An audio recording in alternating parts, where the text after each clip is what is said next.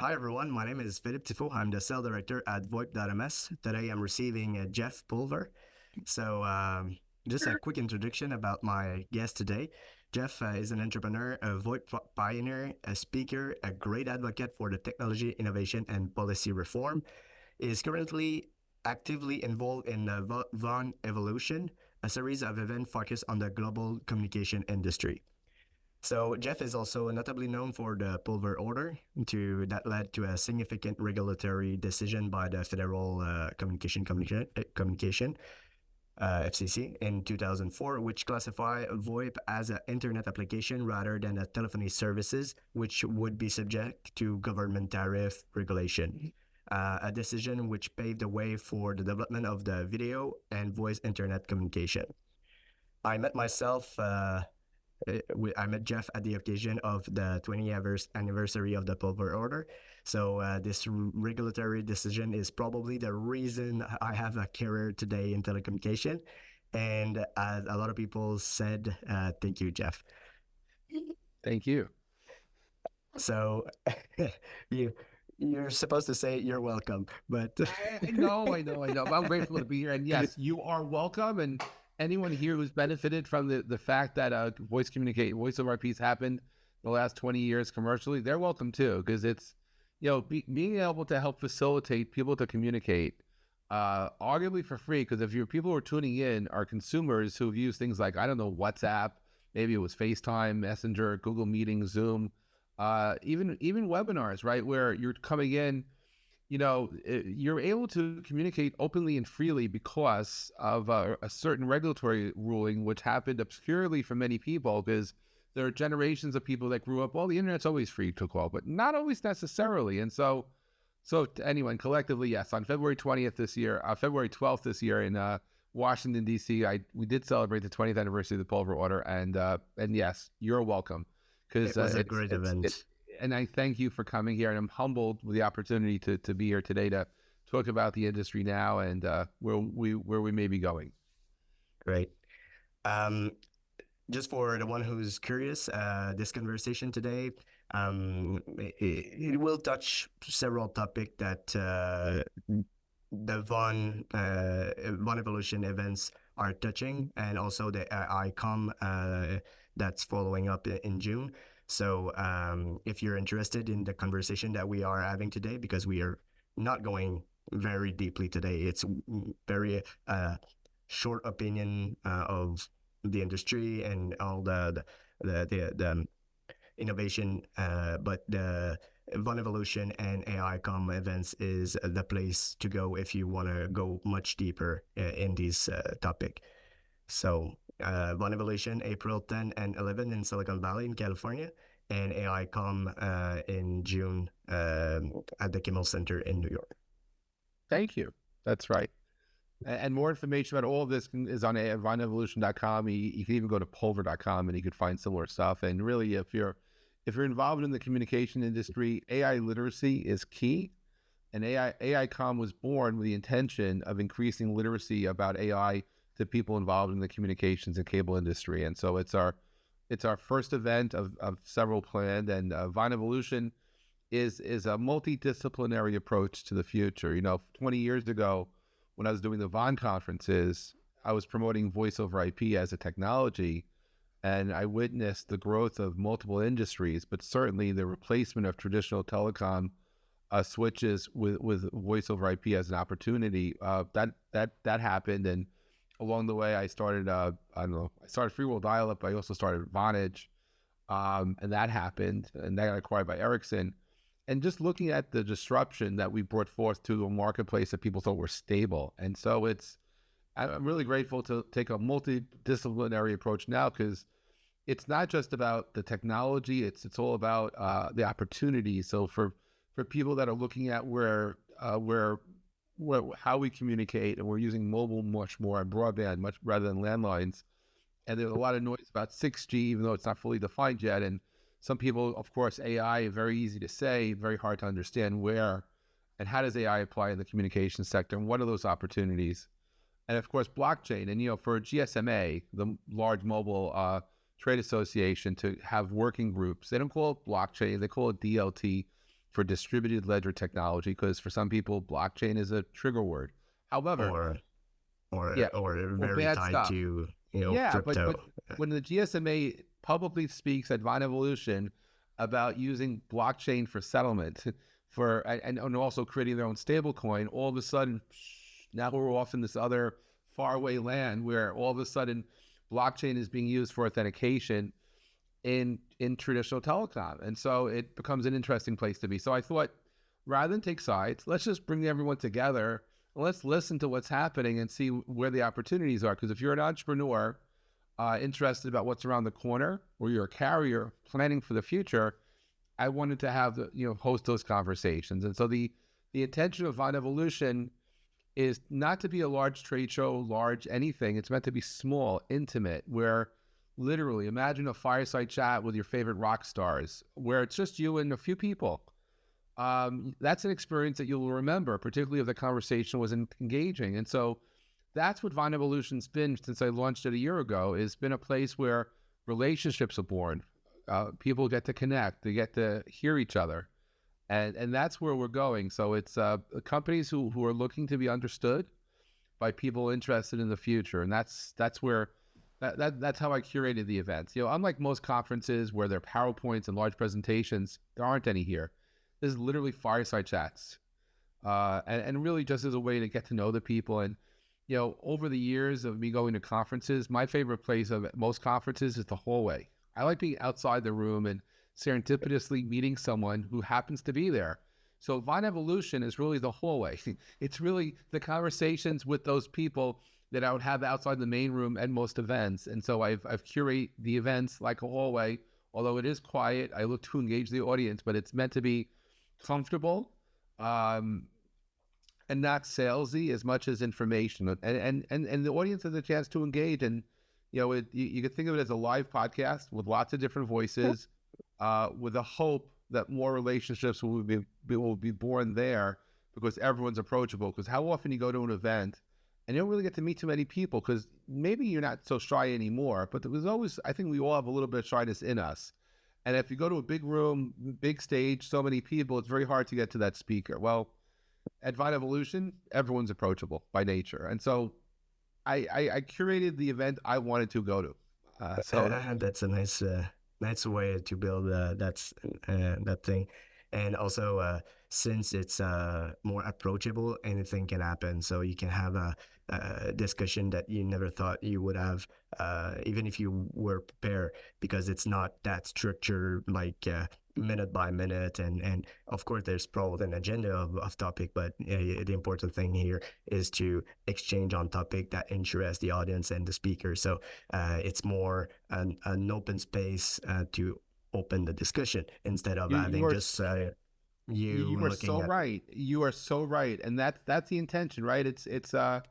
It is an open space, and the conversations can go different directions, and the audience can help drive it too, and we do. And so it's, I don't really have anything to compare it with, but it's really what I want.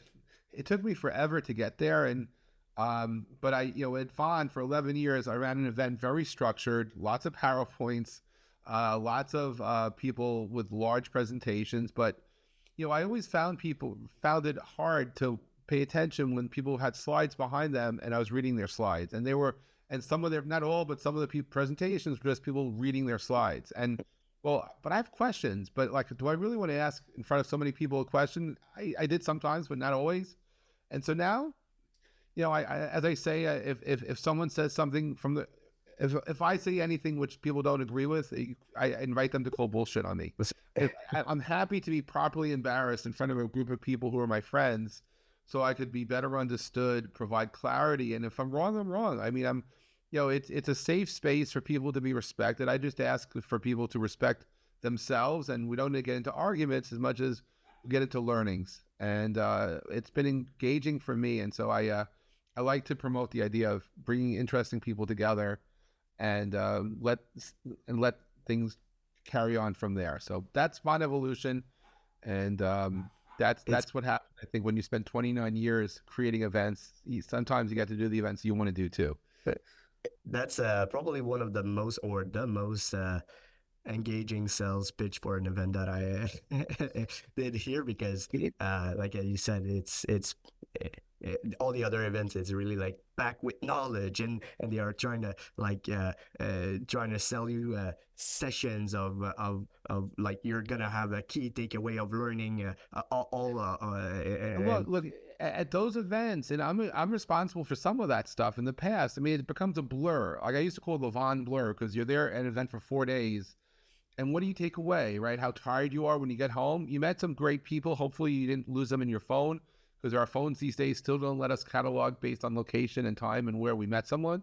And so, I hope and I believe we can have a positive impact in the meeting, in the relationship building, in the connecting. And so, yeah, and frankly, if someone wants to experiencing, if someone came to me for advice, I would always tell people the best investment you could ever make is in yourself, and you do what you need to do for you. And so if there's someone who's tuning in, who's trying to figure out what to do next, if they can get themselves to California, I like to believe they'll have a wonderful time. I'm happy to do introductions. Anyway, that's a conference, but I wanted to talk about the industry today, because when I got involved in 1994 and really 95, looking at talking on the internet, I was a hobbyist. I had no background whatsoever in telecom. I'm a ham radio operator by passion, and very much a person who enjoys the ability to communicate. But I'm not somebody who otherwise knew much about telecom, and so it's a lot's happened in 30 years, and a lot of great innovation has come forth into this world because of the ability for people to speak on the internet. Sorry, I lost power for a second. So thank you, Jeff. And this is the reason why we are inviting you today. It's really to have your honest and humble opinion about the VoIP industry and the telecommunication in general. So just before we get started, this session is brought to you by VoIP.ms. So in very, very short, if you don't know VoIP.ms, VoIP.ms, it's a VoIP provider based in Montreal. We are offering a Subtrunk and a hosted PBX solution for businesses and reseller. We have a large footprint around North America and all around the world. So if you want to know more about us, feel free, go to VoIP.ms, it's our website, or reach out to me directly. You should have my email address in the invitation. So that being said, the agenda for today is very straightforward. It's just a casual conversation. Would like to cover different topic here. So the current state of VoIP in itself, maybe in the way that I'm seeing it as a telecom provider, but also in a larger aspect of it. The future of VoIP and telecommunication in general, and also maybe touching a couple of ideas about the regulation and what can be done, what could be better. Probably the first topic will be in order, but after that, don't blame me if we go not in the specific order for the agenda. It's just a casual discussion here. So one of the question that I was asking myself preparing today in the current state of VoIP is, how do you see the VoIP technology at the moment? Is it what you were envisioned 20 years ago? Well, in some ways, yes. I mean, 30 years ago, not so much, but 20 years ago, yes. Because 20 years ago, by 2004, we were already on a trajectory that change was happening. I was by that time, back in '98, I started doing conferences, the VON events in Europe, first in Oslo, then in Stockholm, and then Helsinki. And I saw how connectedness changes the world, how broadband offered next generation services. And what people may not understand or appreciate is that, while you can look at the use of voice over IP as a substitute for traditional telecom services, because frankly, by today, there's no operator in the world that's depending upon the old-fashioned TDM networks to sell services. Everybody's gone broadband at some level, whether it's wireless or wired, but with fiber. And we're all talking about a form of voice over IP, whether it's WebRTC, whether it's SIP, whether it's something. There's a lot of digitalization in there. There's also lots of compression, decompression codecs. Traditionally, prior to the success of voice over IP, uh, while people have had music on hold as a feature for a long time for enterprise phone systems, the reality is that there was never enough bandwidth on a phone call to actually hear the music, because it That was. was why it was so cracky, and That's why it was so cracky. In fact, if you spoke to someone who was very young, you can always hear them because their voice was outside the frequency response range of the telephone. And while there was a company in America that said the call was so quiet you could hear a pin drop, the dropping of a pin was also outside the frequency range of those codecs. So it was just fairly ironic. And so what we found, and what I found, is that, and this does go to the regulatory stuff, which will go in much detail, but when you go from traditional circuit-based telephony to internet-based communications, or communications that are effectively running on top of TCP/IP,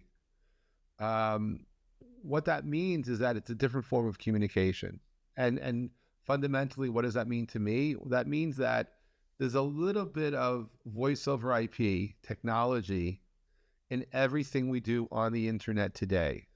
That when you deal with what's called real-time the RTP transport and the new substitution they have now in the ITF, but just say real-time communications, if people today are using services like Netflix, like Spotify, the reality is that if we couldn't get voice to work right, we would not be watching movies on the internet. We would not be listening to music on the internet. We would not be playing Fortnite on the internet, because the massive multiplayer online games wouldn't happen unless the ability for delivering real-time packets worked, and figuring out how to put them back in order worked.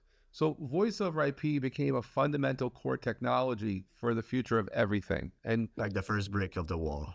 it's literally the first break of the wall. And while it's very easy to stay, okay, I want to stay in this channel and say, let's talk about how VoIP has changed communication services and how we're now cloud-based versus other-based, the consumers don't care, right?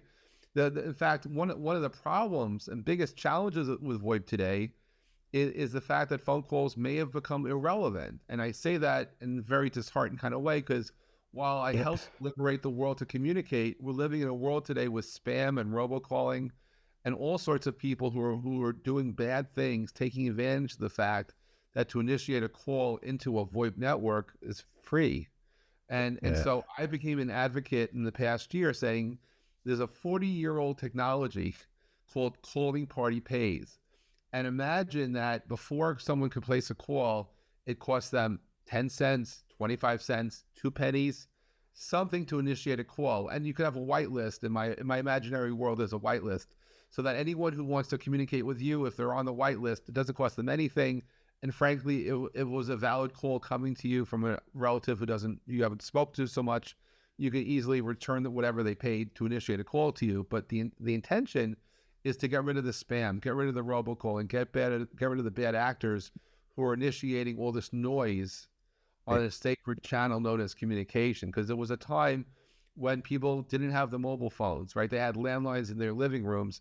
And most of the time when that phone rang, it was from someone they wanted to talk to.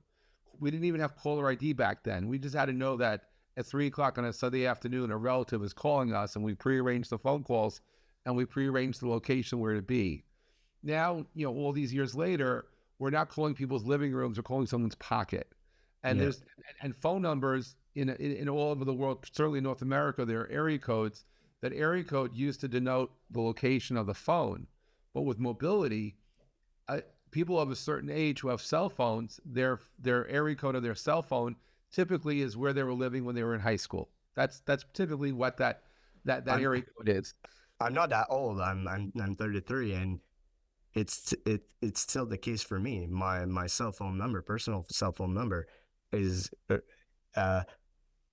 in my mind related to where I live because of the area code. And maybe we can, while we are on this topic, it's something that I wanted to ask you a little bit later, but sorry about that. No, no problem, no problem. It's a very interesting topic because it's something I'm in the telecom traditional almost industry. I'm regulated by rate center, and the footprint is very aesthetic things.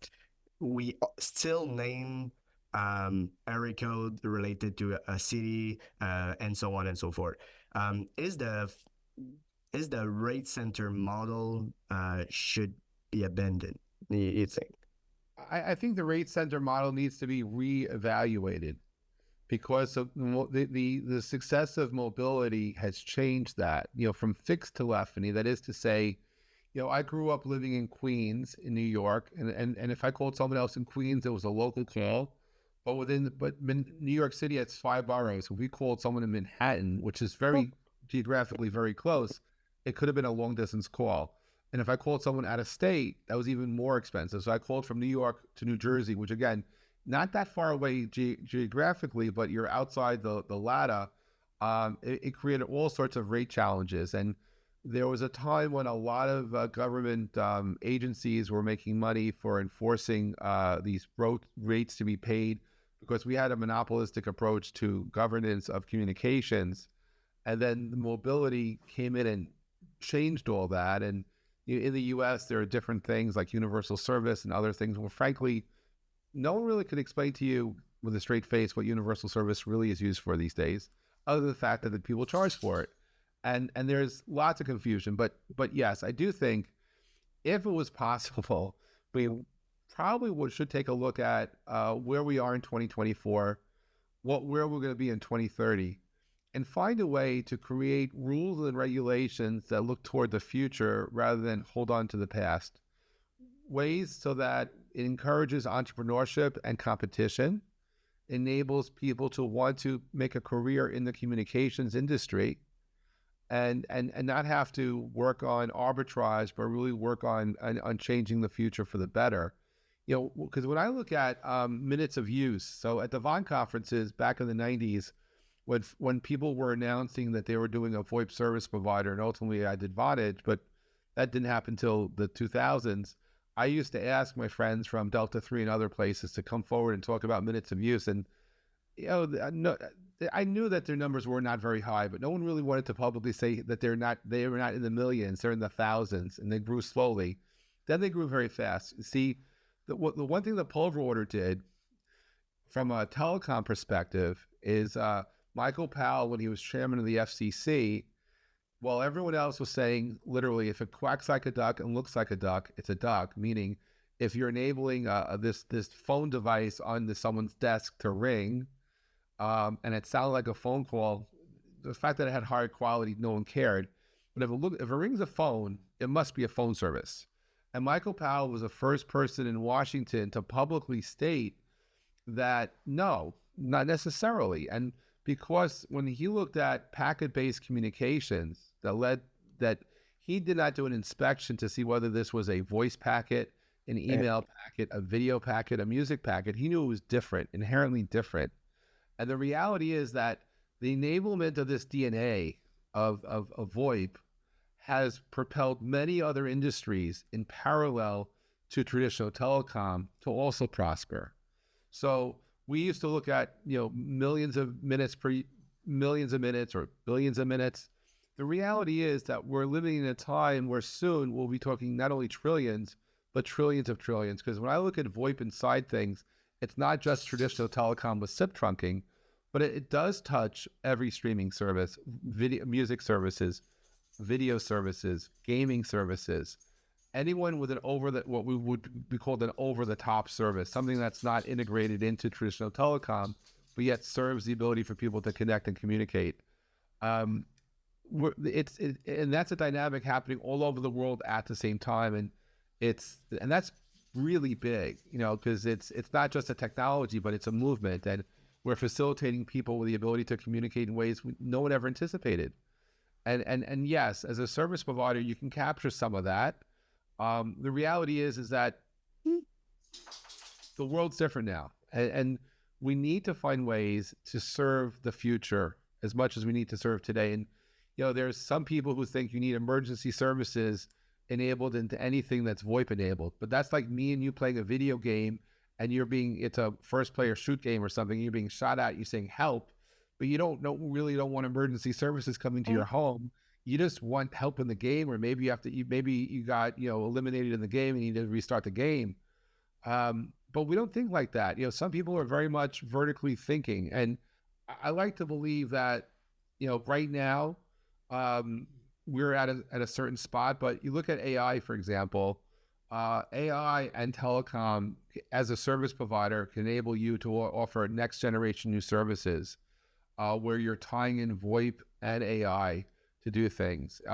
People speak about using AI for summarizing video meetings. So if you're at Enterprise Connect, I was just there this week, I saw a bunch of companies announcing AI assistants. But let me tell you, real AI assistants is, to me, imagine you're a salesperson.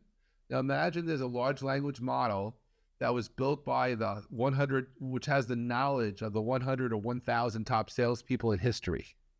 And now you're on a phone call looking to close a major client. Imagine the AI is listening to your conversation and is coaching you in your ear with an idea of what to say from that knowledge.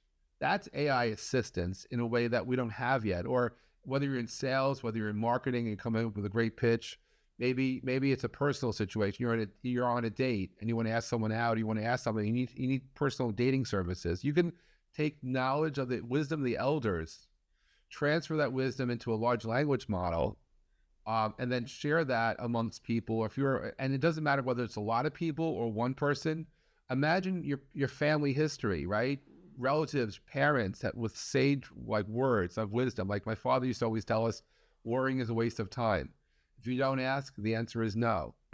The best gift you can give someone is to believe in them. And imagine you could capture those words of wisdom from your family, and when someone growing up has some doubt, they could hear in that person's voice those messages when they need it the most. That's when conversational AI changes us and enhances us in a spiritual, heartfelt, meaningful way. And as a service provider, you can actually do that. That's where we need the ability to connect people to people and to deliver services. And I look at conversational AI as, at least that's a conversation from past generations or current generations, but gives you scale. And we could hear that. Imagine you having a service as a service provider. You could take someone's grandparents' voice with their permission and enable the reading of bedtime stories to their great grandchildren. So people who they may never have met, to hear their voices in a story form because they have a beautiful voice for storytelling. That, as a service provider, these are things that you could deliver wholesale, if you will, to the world, because this connects AI with voice in a way that scales. And so we're not there yet, but we're not that far away. But when I look at AI assistants, I'm looking for things like that rather than something that a fifth grader could do for me, which was to sit in on a board call and tell me the big points spoken about and who in the meeting was assigned the responsibility to take a task. Yeah, like note-taking kind of stuff. Yeah. Right now, it's the immediate use case that we can mix AI and voice or VoIP services, because as a VoIP provider like VoIP.ms, we are carrying the media to an engine that can do these job for us. And you're right. It's a fifth grade job that can be done by a computer. And it kind, as a cell director, it's kind of a nice application, but it's not really engaging. Like you were saying, I'm working in telecommunication for more than I would say about 15 years now, and often in my previous job, I've seen a lot of people requesting to get the recording of the voicemail message they got from a passed away relevant. So for sentimental value, right? Because it's like I still have voice messages from my mom who passed away. I don't have it from my dad because he passed away before I had access to those services. But it's because there's sentimental values, because really the future of voice is voice. I think there's so much metadata associated with someone's voice, and being able, under the right circumstances, being able to tell someone I love you you, as you get older, you start to realize how precious life is. Yeah. That time is one of those things which you don't get enough of, and we only have it for as much as we have it. And so when someone passes away, particularly suddenly, and you didn't have a chance to have closure, and there's a lot of heaviness associated with that, being able to remember people, that voice is priceless, right? And so as a service provider, there are different ways you could offer value to customers. There are different ways to create next generation services. And yes, with love and with a heavy heart, you can deliver people's past relatives' voices. You can help connect them in ways which was never before practical or possible. And the use of these technologies will transform the way we work and live. You know, with almost 8 billion people on this planet, thanks to things like voice over IP, we've never before been in a place where more people from around the world could connect to each other. Because the internet does make the world flat. And yes, there are regulations which will charge rates for long distance, but bypassing that for a second, the idea that, you know, last summer I was in Rwanda, and I was in Kigali, Rwanda. I hosted a Vine Evolution event there for a couple of days. What blew my mind wasn't the long time it took to get there. But when I was in my hotel room, I was watching Netflix and listening to music videos on YouTube as if I was home, because the internet is so good there that I could be anywhere on earth. And when you have that experience where you literally can go to remote regions, and no offense to people from Kigali who may be tuning in, I'm not suggesting that you're remote, but you're certainly not in New York City. And there's this feeling of connectedness I never had before, where when the world is one like that, we can talk to each other, we can connect to each other. And that's that other part about VoIP that is that we never really spoke too much about. I mean, maybe you can't make money from that, but the feeling of connectedness, to get rid of loneliness, to be able to help bring the world together. So like with Free World Dial-Up, when I launched it on broadband, we had, and because we were using SIP is a technology that enabled more than one edge device or phone, if you will, to answer that number. So we had the 55555 helpline. And if you were setting up on FWD as a node and everything we did was free, you could say you want to answer phone calls at a certain time. Well, if someone dialed 55555 for help, phones rang all over the world, and you would never know who you'd talk to, but friendships were created that way. And we did this just as a way to help connect people to people. And what I've been blessed with the last 20 years, when I travel to different events, I occasionally run into someone that was an FWD node, someone who used this service. That's how they got broke into communications for the very first time. And they asked me what my business model was for that. And I have to explain to people that there's not always a business model to everything we do. Sometimes we do it to make the world a better place. Sometimes we want to test the edge of innovation and technology. And by the way, that then becomes the baseline for you to create a brand new service where there's a lot of money to be made. And maybe we left money on the table by being a test case. But, you know, I have no regrets for how that impact of FWD gave me standing to go to Washington to then ask for regulatory clarity. Because I'll tell you, in 2003, I was scared. You know, I had this dream, literally, that the phone companies would want to own broadband as a greenfield opportunity just for themselves. And when we filed that petition in February of 2003, asking for regulatory clarity, and I did that really as an individual, Jeff Pulver, representing Free World Dial-Up, but that we were not a trade association, we were not a big company, we were a little company. But I went to Washington for not just one meeting, but many meetings. I was there standing up for the future, standing up for the opportunity for anyone and everyone who wanted to be an innovator to have that chance. And luckily, no one broke the news to me saying it was impossible for me to do that. No one told me I was wasting my time going to Washington, meeting with all these special interest groups. Because you were doing it for the good reason. Yeah, right. And thank goodness that the following year, when the FCC had the ruling, they did it. And that has had a profound effect on things. I remember, you know, in 2015, I was at Verizon in Washington, D.C., in their boardroom, and the number 2 person from Verizon, and I was there for a different reason, but number 2 person says, "Congratulations, you won." And I didn't know what he was talking about. And he said, "Look around the room." I said, I was in their boardroom, and there were like these tombstone ads from different companies they had acquired. He said, look, since 2004, we acquired Yahoo, we acquired AOL, we acquired Blue Jeans and everything else. Thanks to the Pulver order, we became a data company. We gave up being a telecom company. Now, I didn't think about that, but I realized, I guess Verizon didn't want to have to play by the old regulations of telecom. They'd rather play in the new regulations of data. And so I get that. So that was an accidental thing. Earlier this year, I was at PTC, this big telecom show in Hawaii. And I ran into owners of large data centers. And clueless me, I've been walking around, and this really nice person who used to be at Hutchison Telecom congratulated me for the 20th anniversary of the Pulver order. What I didn't realize was since 2004, his business skyrocketed because the amount of data that his customers needed and connectivity his customers needed went up geometrically, quadratically. Because of the passing of the Pulver order, so many more VoIP streams were going everywhere that they had increased capacity, and their business has never been better. So we had the unintentional consequence of adding value in a world I know nothing about.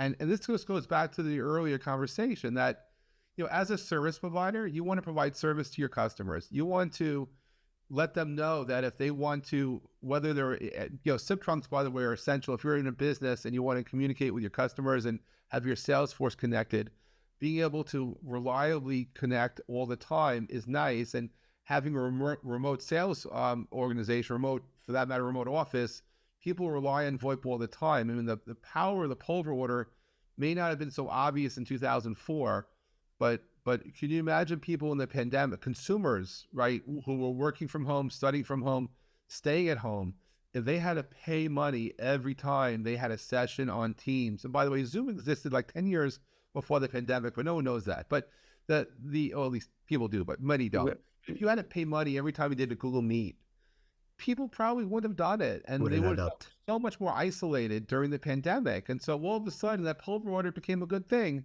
Again, positive consequences for taking a chance on the future. And so when I look at where we are today in telecom, there's no reason in some ways that the telecom industry needs to be called telecom, because really you're enabling people's dreams, right? You're facilitating. Yeah. And the thing is, thank goodness for digital communications or non-telecom, because, because the voice services initiating on broadband is not telecom, that means that Netflix is not a broadcaster. That Netflix can stream their media over people's pipes and not be regulated as if they were broadcasting on television. A TV channel, yeah. A TV channel. For that matter, Spotify is not a radio station and doesn't need a radio license to stream music. Because growing up, depending upon your age, you're used to tuning into a radio station to hear music, a TV station to watch television. And here with this new medium of broadband, a packet is a packet is a packet. And it really doesn't matter necessarily what's on those packets. It's data. And that's the real world, is that now that we're in this world of data, you could thank tens of thousands of engineers for their great work over the last 30 years, but they've transformed the way we work and live, and that there'll be nameless faces to many people. I'm grateful to know some of those people who've done the work that have enabled us to communicate around the world. And this ties back to why I do conferences now. It's to still enable people's dreams, right? To put you in the right place at the right time, that you get an idea inspired where someone will not say no, but in fact help you figure out how to make that happen. Because, when I was growing up on amateur radio, and I used amateur radio as a way to compensate for being lonely, it changed my world. It enabled me to find people all over the world who I never met maybe by face to face, but I knew their voices.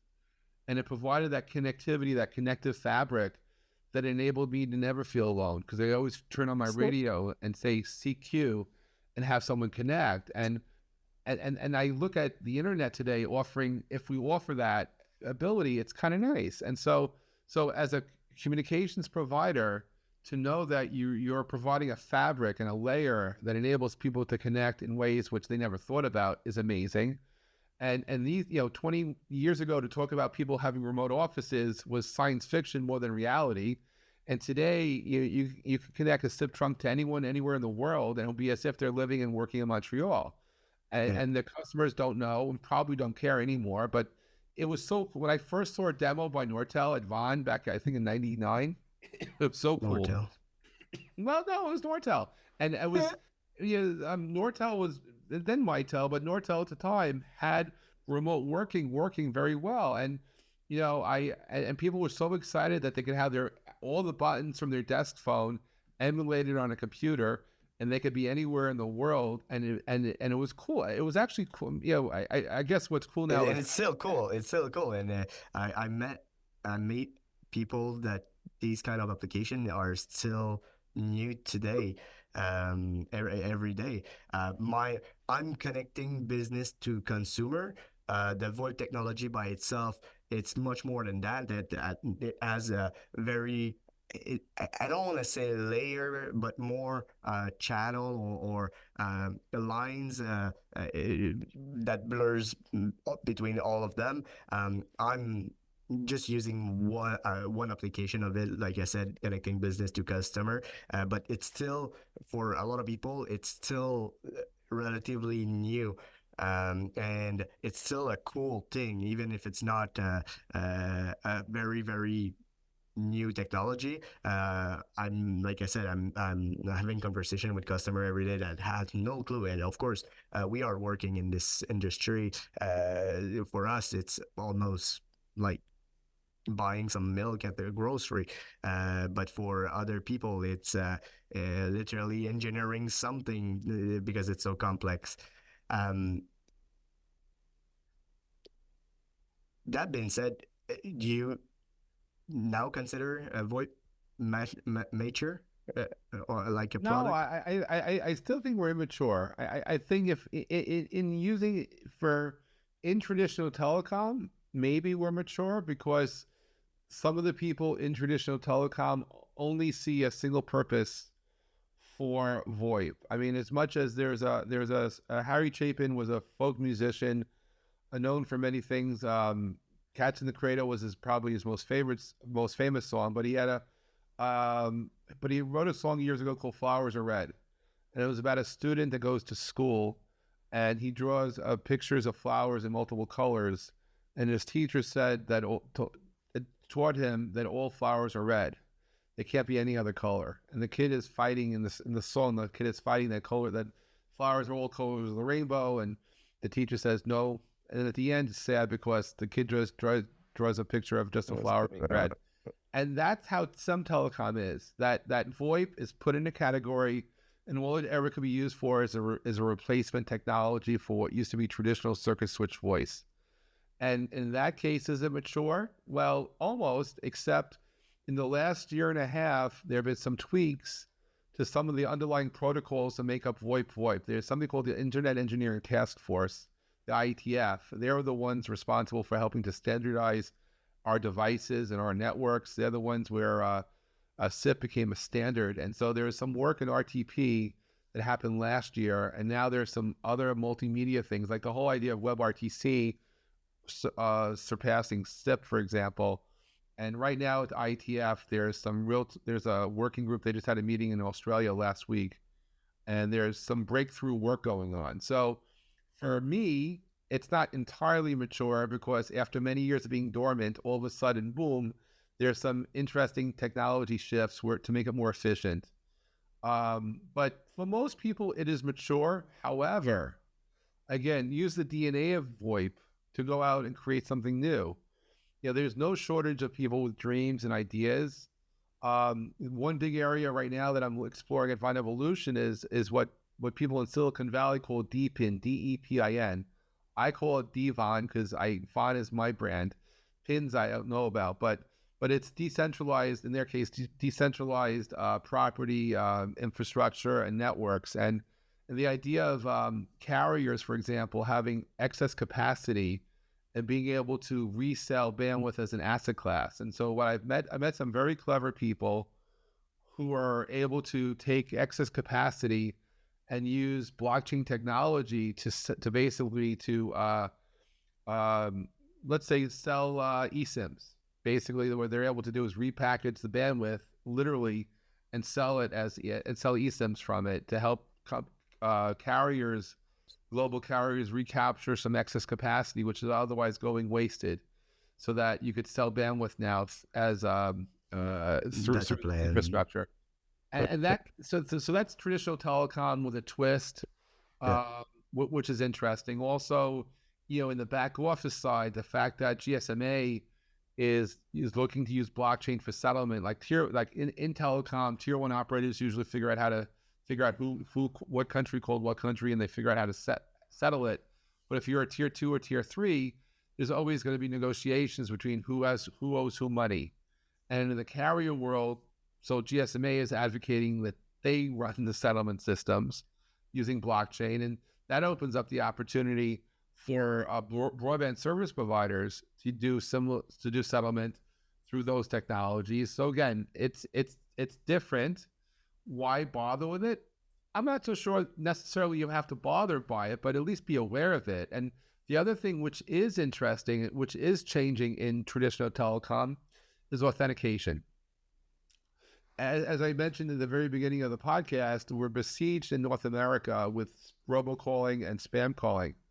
And if you've ever called into a call center, they used to be very annoying that you used your phone to call into a call center, and then they ask you to re-enter your phone number as if they can't identify you by the number you called. Now imagine that once your endpoint is validated and verified once, that you can call into other call centers with that same identity. That's an innovation which, from a consumer forward-looking perspective, makes it better. And not just a voice recognition, because right now with voice AI cloning, it makes it very difficult. So you need ways to verify, validate, not just with cloning, but with other ways that we could have multi-party authentication. So there is innovation on the edge coming forward into the core. So there's pieces like that, but overall, is it mature? Well, sort of. I mean, look, we still don't have HD voice around the world. I mean, there is no reason I could think of other than politics why people cannot experience high definition voice in their living room, on their cell phone, and be multi-operator and be interoperable from end to end wherever we go. So we should be able to have a big codec. Yeah, it may cost money, but at least offer it as a service, as an option. Would it lead these kind of revelation or these kind of understanding of the reality? I think this could lead to an international standard for VoIP as I know it and VoIP as you see it, like having a very specific international, because right now it's very like they are doing this way, and blah blah blah. So I think looking backwards, yes. Looking forward, not as much. I think that there's part of the beauty of the VoIP industry is it's 3 words to me: fear, greed, and disruption. Now, fear, greed, and disruption. What did you lose me? Oh no, I did lose you for a second, but I'm back. Yes. Yeah, just can you turn off and turn back your camera? Yeah. Yes. Ooh, okay. My video back now? Yep. So all I was getting at is that fear, greed, and disruption, that when those things come together, there's an opportunity for a new market entrant to change the world, particularly when the incumbents use lobbyists and rules that did not exist when the technology was invented to stop them. And I think that being able to be a positive disruptor brings about change that can bring us forward in time to do things never before practical or possible. And I think that's what I like about this whole industry. In 2002, I coined the term purple minutes, because I used to look at everyone who announced VoIP strategies, and they are simply replacing TDM minutes with VoIP, and I call that black and white minutes. I used to say that, well, purple is doing things with VoIP there was never before practical or possible. Good news, over the last 20 years, things like even using like webinars like this is all purple. these are all things that we just couldn't really do back then. It wasn't price effective. It wasn't cost efficient. Yeah. And AI, the same thing, by the way. When you start seeing AI being used not to replace things that we currently can do, but to push the limit on what we couldn't do without it, that's Enhance your life. yes. And so when you ask me, are we mature? It's more like I'm waiting for a change. I'm waiting for that edge. I'm saying we're here now, and I'm looking for that positive disruption that will push us further out. I mean, I happen to be an astrophotographer. I enjoy taking photographs of the Milky Way, and this picture behind me is the picture I took. And I'm Nice. reminded that we're all made of just cosmic dust. We're here just for a split moment. But while we're here, why not make the most of it? And why not create those opportunities to express change and opportunities to explore the future and perhaps even be part of it? And so I'd like to think that everyone who's tuning in today, if they have a dream, it can be fulfilled. And if they allow themselves to explore the edge of where they know and don't know. Because in the world I'm from, anything and everything becomes possible if you believe in it. It's yeah, it's very true. And one of the use case that can enhance the world for me, it's the not for myself because I am very lucky to do not have a disability, but one of the key things I was thinking about, it's how VoIP and telecommunication globally can help disabled person, and for different reason like banking comparison or just um, ordering a taxi or a lot of things that disabled person probably physically more than mentally, of course, but it's a kind of thing that this technology can enable, but I think these technology, if they are not aligned everywhere in the world, because one of the things that it's amazing for me when I'm traveling in the United States or in Canada or wherever in the world, Uber, it's dumb as an example, but my ability to use the same thing everywhere in the world, for me, even if I'm not a disabled person, it's very convenient. So I can imagine that having this kind of new technology or innovation using VoIP for disability access, like having relay services where it's already exists, but it's not, very efficient or very good because it's usually state or province for Canada own a garden, so every places needs to have their call center for relays and so on. It's not like a international or not even the standard. So I think for me, my point of view about the internationalization of this, I would love to see all the countries, or at least a little bit like we did with Wi-Fi. It's a bit weird Yes. example, but Wi-Fi is the common use. By the way, before VoIP, when I traveled around the world to attend conferences, having interoperability for banks to back when we actually paid cash for things, to be able to use my debit card or my bank card from a bank in America and even go to Montreal and take money out. Right. That interoperability didn't always exist. And so it's standards and interoperability in other products and services that enable us to change the world. So, whether it's for services for the deaf, whether it's to enable people to just communicate voice to voice, but or do banking, right? It's those basic services, or an Uber. I mean, Uber is a wonderful example too, because it's like by default when I land, I want an Uber, and then I find out I'm in a city which banned Uber, and now it's like, what do I do? And luckily, in most cases, it comes back. And so the idea that when we're on the edge, as an innovator, you challenge the status quo by nature, and what you learn is that not every idea that you have is the world ready for. Very quickly, when I worked, for only a few years, I worked on Wall Street for a firm before working for myself again. And there was a time when back in '94, I asked a group of friends of mine who I worked with, what do you think about web-based email? And everybody said to me back then, oh, it's a stupid idea. So I didn't pursue it. Then I asked, a few months later, I asked people, what about online brokerage? Because I was looking for a mortgage for my house. And they said, oh, that's a stupid idea. Don't do that.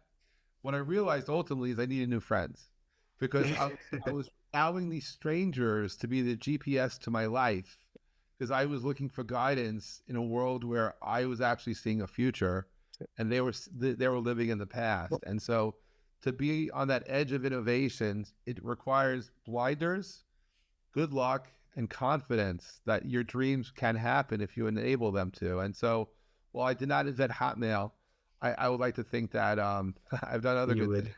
Yeah. That's why I believe everyone can do great stuff if they allow themselves to believe. And Philippe, thank you for hosting me. I appreciate your support for Von Evolution, and I look forward to seeing you in the future. And thanks for coming to Washington. That was really nice. I really appreciate the support for the 20th anniversary of the Pulver Order. I'm really grateful to you and your team for that.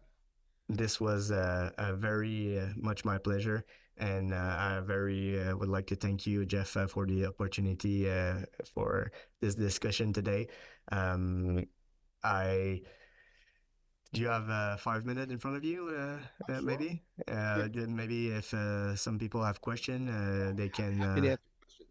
Uh, Absolutely. if anybody have question, I did open the chat, so feel free. You can do.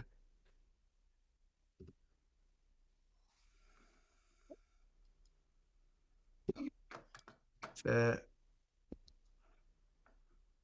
Michael is asking, what is your opinion? The top issues that need to be fixing for the future.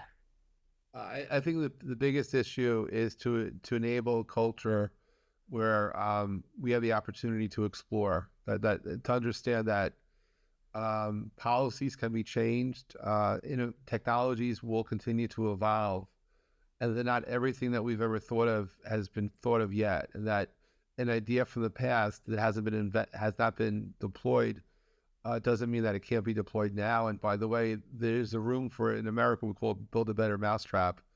Don't think that just because this is the way it is, this is the way it has to be.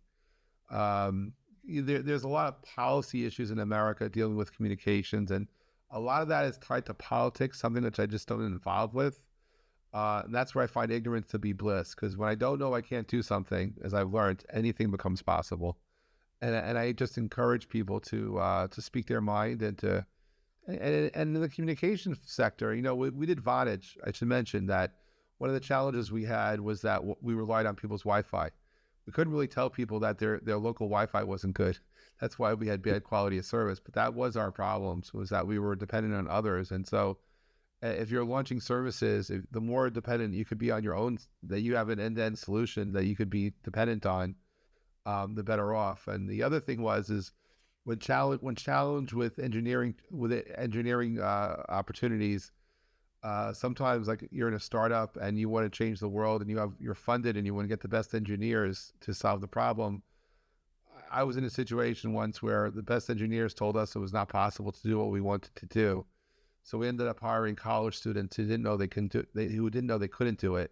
And the other ones that ultimately solved our problem. So it just shows you that frontier, that edge is there, and you can break through it with people you just don't even realize. So that's why I'm a big proponent of allowing others to believe and dream, because they can make stuff happen.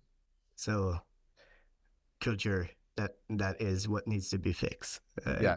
Innovation culture. Yeah. Yes. Anything else? Any other questions?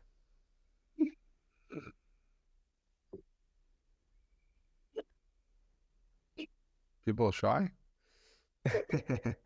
You're welcome. I mean, look, thank you. No, really, and you're welcome.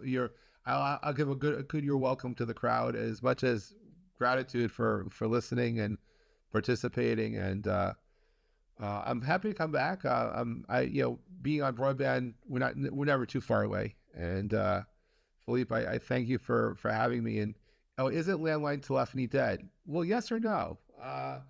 There are people of a certain age who don't believe so. People, at least in the States, the major operators have tried to end of life landline telephony. unsuccessfully. Same thing in the UK. They've attempted to end of life it, and it just won't die. Some people rely on it. People of a certain generation, maybe not Gen Z or millennials, but people that are boomers, some people still rely on their landlines. People's great grandparents rely on landlines. And you look at like emergency services, whether it's to say police or fire, they will respond to, in the States, it's 911. If you call 911, you can get emergency services on your landline much more reliably than on a mobile phone because they know your location. There's a big area that I hope one day will change in America, which is public safety access points. I was a proponent to upgrade PSAPs around the country to add video components so that when there's an emergency, we could better serve the people by seeing what's going on. And I got so much pushback because the PSAPs wanted to just go backward in time to make sure that VoIP was compatible with the way they used to do things rather than look to what we could do. And I do hope that we can better serve the future. So This led me to a question that I was thinking about, but it's very interesting. If, let's say, we want to go through a future where video is enabled, it means that the POTS replacement needs to happen faster. Do you think right now the POTS replacement is going fast enough? Because if we want to go to advanced PSAP kind of service, POTS line is just not good for that. POTS line will be a plain old telephone service. I look, it's 2024. In America, we had the Telecom Act in 1996 that sort of hinted about the internet but didn't quite service it. I think it's about time that we actually decided, okay, the past has happened, the future's in front of us, let's act now. And as radical as that might sound, I mean, look, there are still places in rural Canada and rural America that doesn't have broadband, although Canada does a much better job than the US. And I think that to be a resident of the future means connectivity to all. And if we could find a way to add connectivity, and if that means upgrading our connectivity to go to broadband and not plain old telephone service and recapture the copper, so be it. I'm not here as a proponent for any manufacturer or any vendor. I come as a friend just to say that the future is waiting for us and that maybe the next generation won't be so gracious. They're going to force the future on us and they're going to just demand it. So I like to think that in the next 10 years, we can fix things that didn't work out the way we expected to and find ways to support it so we can save more lives and we could provide better emergency services and just do better with the technology as it evolves and embrace it, because we're not here. This is not a negative. Technology innovation is a positive thing. And the more we know, the more good we can do. Great answer. Well, thank you. I appreciate your time, Philippe, and I look happy to come back in the future. And I hope to see you at Vine Evolution sometime soon. I more than anything else, I just appreciate you to see you. It's that personal connection and knowing there are people out there that care. That warms my heart. And to see you do these webinars and to have a community that connects with you through you is amazing. So congratulations to you for all the work that you do, and really thank you. I'm really grateful to be here today. It was all my pleasure, and I really appreciated the conversation. And I will definitely attend your event. You can be sure of that. Maybe not the one in April. I have a little bit of obligation, but one in June in New York, it's right on the corner in my agenda. So wonderful. See you in June. yes, And greetings to folks from around the world. I see Aruba in the house. Hello to Aruba and to our friends in the States and in North America. Thank you. And I'll see you soon. And Philippe, thank you so much. thanks everyone for joining today, and have a nice day. Thank you.